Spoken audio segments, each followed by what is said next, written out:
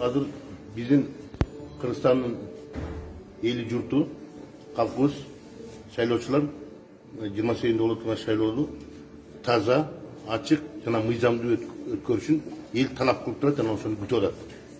Ошол талапка жараша биздин президентибиз, мамлекет жетекчибиз Жапаров саясий эркин көрсөтүп, мына ошол эки эл кылган талапты мен аткарып берем деп, азыр таза жана айткандай ачык мыйзамдуу шайлоону өткөзөбүз деп аракет кылып атабыз. Мурдагы шайлоодон айырмасы асма менен жерде. Мурда шайлоодо ушул эле сөздөр айтылчу, бирок ТМЗдын башка установкалары кетчи. Бул партия жардам бересиңер, бул кандидатка жардам бересиңер, бул бюджетти бияка иштетесиңер, мугалимдерди тияка иштетесиңер деген установкалар кетти. Эгерде андай кылбасаңар барган жумуштан алабыз деген коркутуу менен бюджеттин организациялары иштетчи. Биз азыр кандай айттык, ошондой кылабыз. Бир да бюджеттик организацияларды иштетпейбиз. Эгерде шайлоо процессинде кийлик иштетип болмосо баары жоопкерчиликке тартылат. Жумуштан кетет. Эгерде кылмыш иш жасай турган болсо кылмыш жоопкерчиликке тартылат. Ошондо отуруп биз элдин мүддөсүн аткарабыз. Элдин жайына коюш керек. Ким депутат болуп келет, бул эл чечиш керек. Бийлик чечпейт аны, бир бийликтин бир өкүлү чечпейт аны.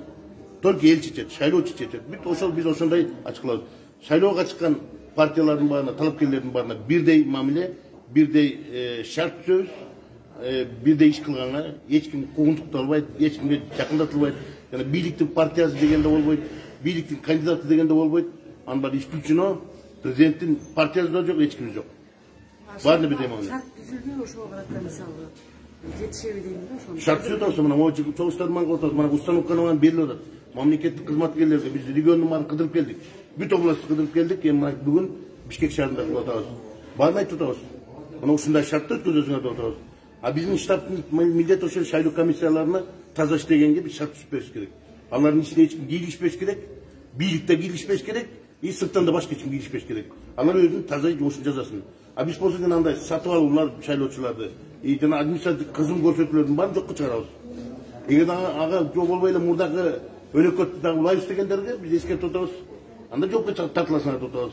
Аны токтоткула деп атабыз азыртан. Мына ошентип эскертүүлөр берип атпайбыз чогулуштарда.